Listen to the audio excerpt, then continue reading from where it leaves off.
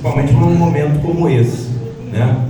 Realmente, como a Vera falou, são quantos anos? Eu estava olhando, né, que a Vera, ela me foi me dando assim vários, tipo uns cartõezinhos, né, dos anos. Eu estava olhando aquilo, eu fiquei assim, rapaz, parece assim um estalar de dedos, né?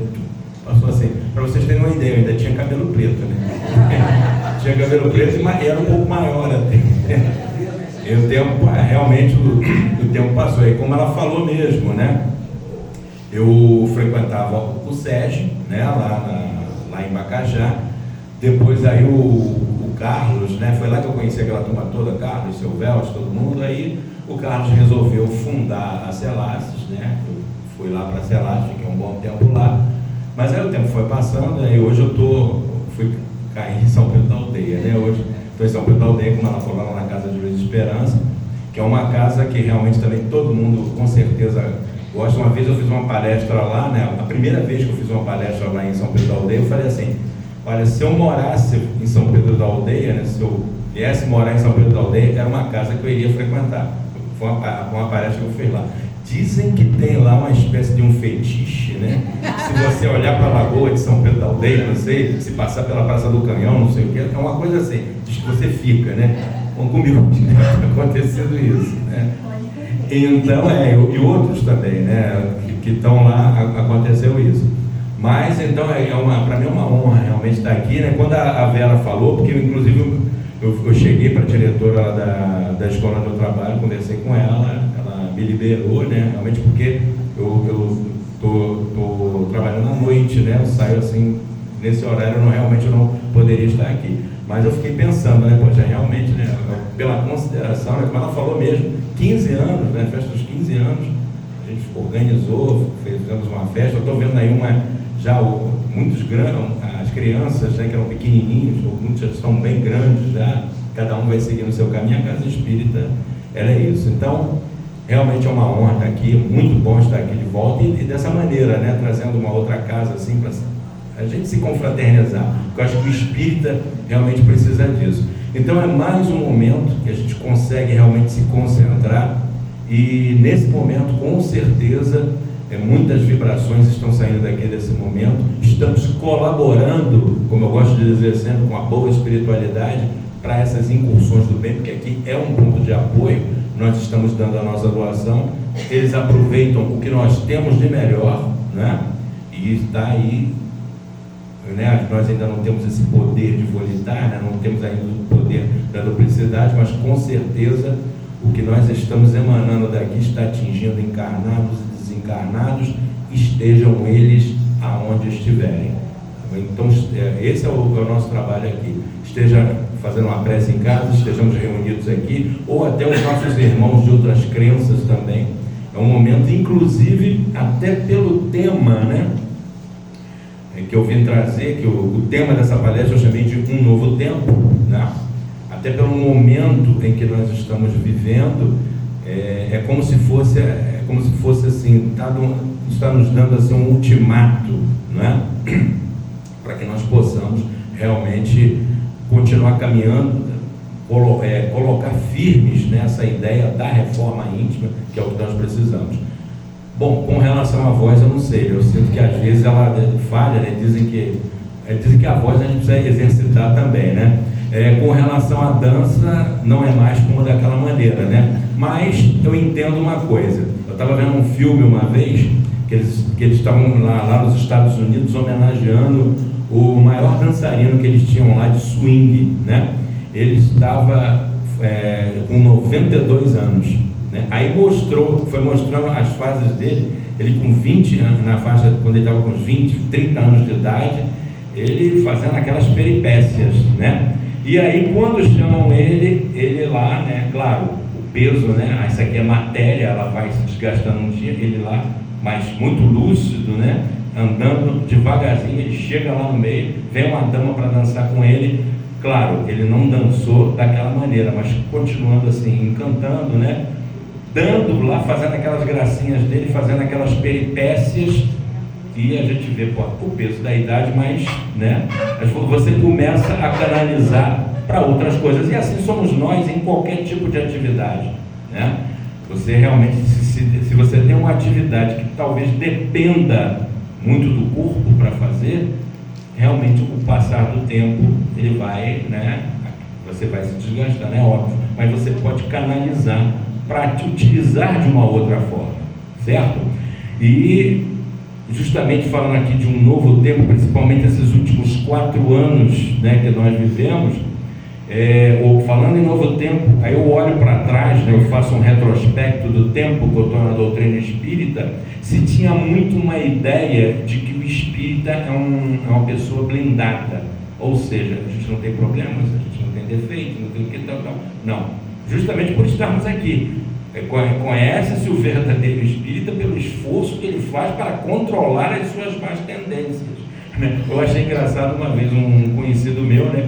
Coitado, ele tinha esquecido de pagar a conta de luz, né?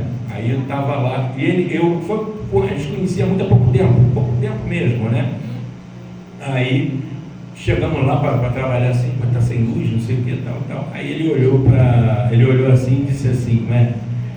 Ele sabendo que eu era espírita e ele espírita também, eu também erro, fica todo sem graça. Eu falei, ué, que isso? Você também erra? Onde que está escrito, aonde que está determinado que o espírita tem que acertar sempre, né? Não é bem assim, a gente erra também. Então nesses 4 anos eu vi isso, né? Vamos tirar essa imagem que o espírita está blindado, principalmente nesses últimos 4 anos, né? Onde, principalmente nessa fase política que nós passamos, e houve até uma divisão, uma cisão dentro do próprio movimento espírita no Brasil, certo? Então, muitos presidentes de casa espírita sabiamente mandaram para fechar para balanço, por exemplo, reuniões mediúnicas. Por quê? Porque estava havendo desarmonia nas casas espíritas por causa justamente da política.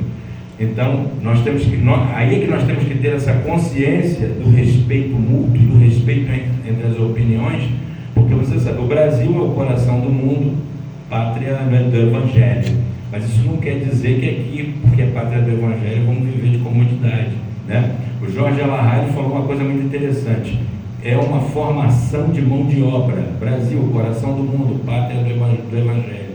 Nós nesse momento aqui somos mão de obra sendo preparada, porque coração do mundo, né? O coração ele pulsa, certo?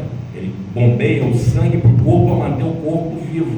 Então o Brasil manda essa circulação, esse sangue, botando aspas nisso, para todo mundo, certo?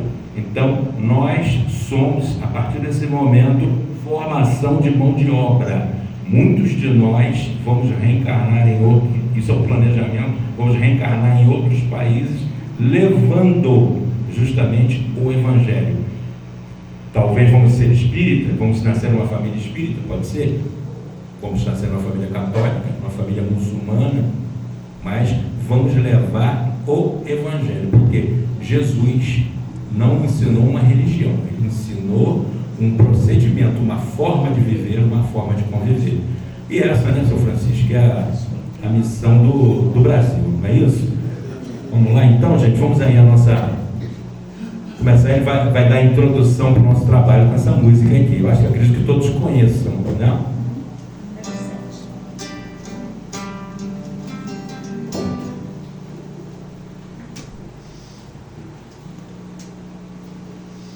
Line mode.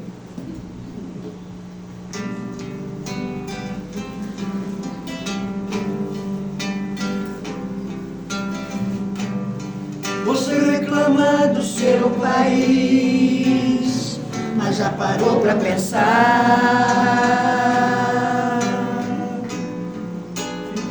que terremotos não há, nem vulcões, furacões, terra abençoada pelo céu, coração do mundo, dona do pão e do mel.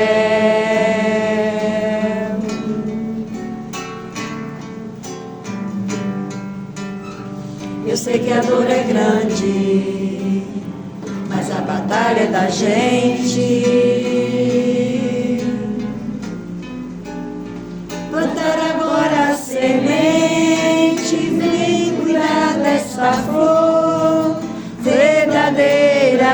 eternamente brilhar.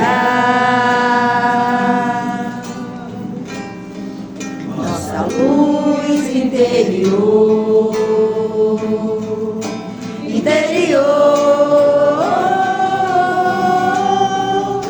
e lá no céu azul, a marca da vitória, Cruzeiro do Sul.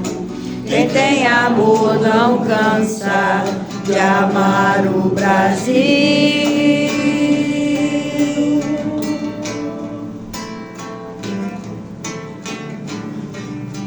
Reclama do seu país, mas já parou pra pensar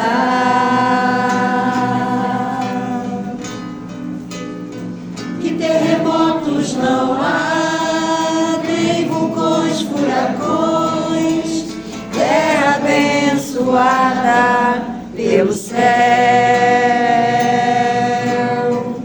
coração do mundo, dona do pão e do mel.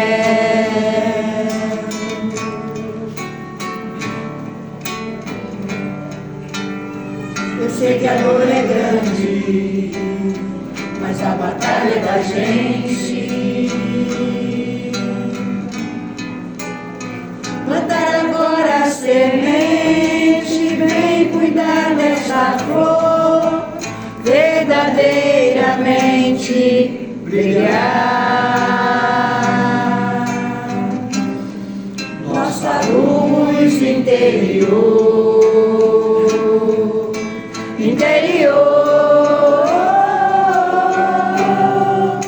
e lá no céu azul, a marca da vitória, Cruzeiro do Sul. Quem tem amor não cansa de amar o Brasil, a terra da esperança, e lá no céu azul, a marca da vitória, Cruzeiro do Sul. Quem tem amor não cansa de amar o Brasil, a terra da esperança, terra da esperança, Brasil.